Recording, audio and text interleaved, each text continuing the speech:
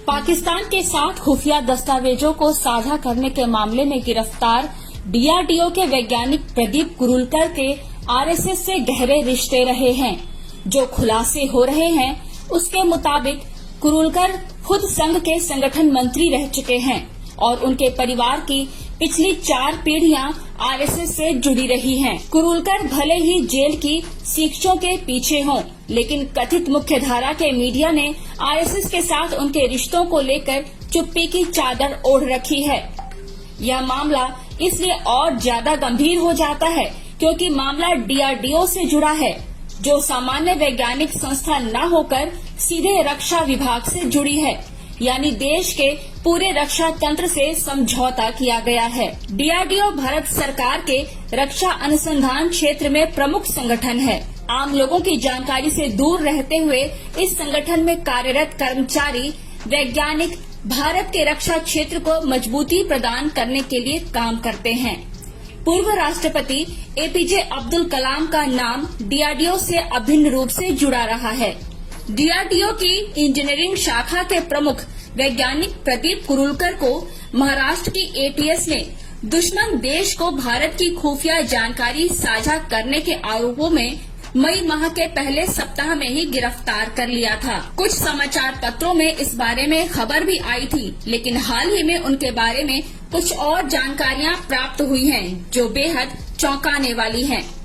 प्रदीप कुरूलकर मूलतः पुणे निवासी हैं। इनका परिवार राष्ट्रीय स्वयं सेवक संघ के साथ घनिष्ठ रूप से लंबे समय से जुड़ा हुआ है।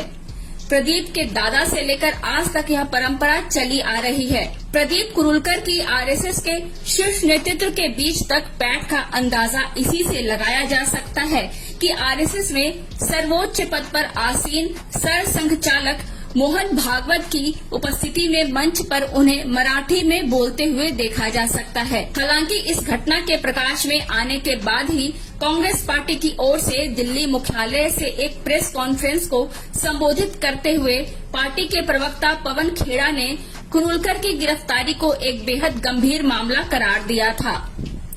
उन्होंने आरोप लगाते हुए इसे आरएसएस के राष्ट्र विरोधी चेहरे को एक बार फिर से उजागर होने की बात कही थी। ये प्रदीप कुरूलकर 14 साल तक संघ में पुणे की शाखा में सैक्सोफोन बजाते थे।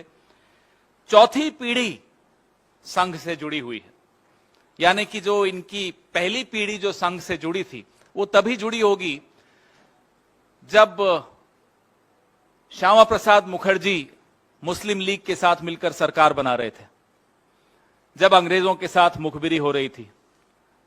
4 पीढ़ियों से क्या चल रहा है वो आपके सामने अभी आपने स्क्रीन पर देखा। कांग्रेस प्रवक्ता ने मीडिया को दिए अपने बयान में कहा था कि पीएम मोदी और गृह मंत्री अमित शाह को इस बात का जवाब देना चाहिए कि कुरूलकर और आरएसएस के बीच क्या संबंध है, क्योंकि यह मामला राष्ट्र की सुरक्षा से जुड़ा हुआ है।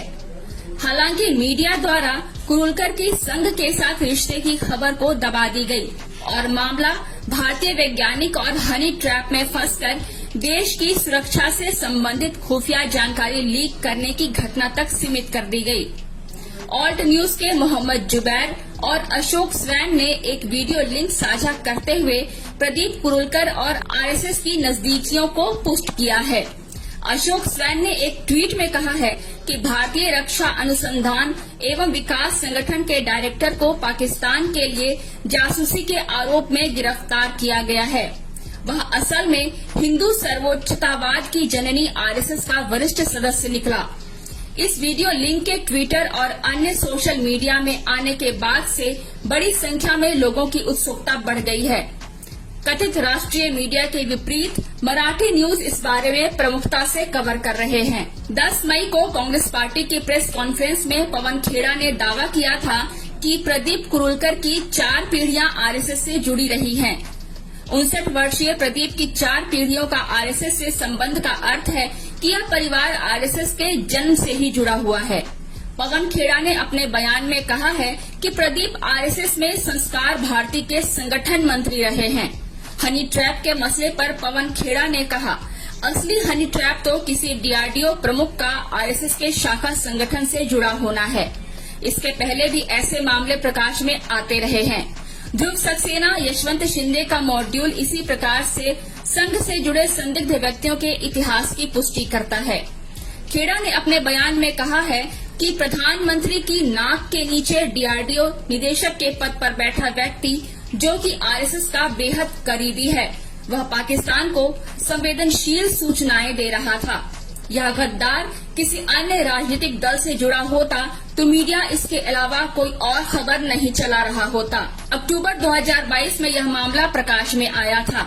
अक्टूबर से फरवरी 2023 तक 5 महीनों के दौरान इस शख्स की पाकिस्तान की महिला के साथ व्हाट्सएप चैट और लैपटॉप से खुफिया जानकारी का आदान प्रदान चलता रहा। फरवरी में एटीएस ने कार्रवाई करते हुए फोन और लैपटॉप अपने कब्जे में कर लिया था, लेकिन गिरफ्तारी मई में हुई है और सूचना मिल रही है कि 19 मई तक कुरुलकर की हिरासत बढ़ा दी गई है। ग्रेड एच श्रेणी के वैज्ञानिक प्रदीप कुरुलकर ने पुणे इंजीनियरिंग कॉलेज से 80 के दशक में इंजीनियरिंग की।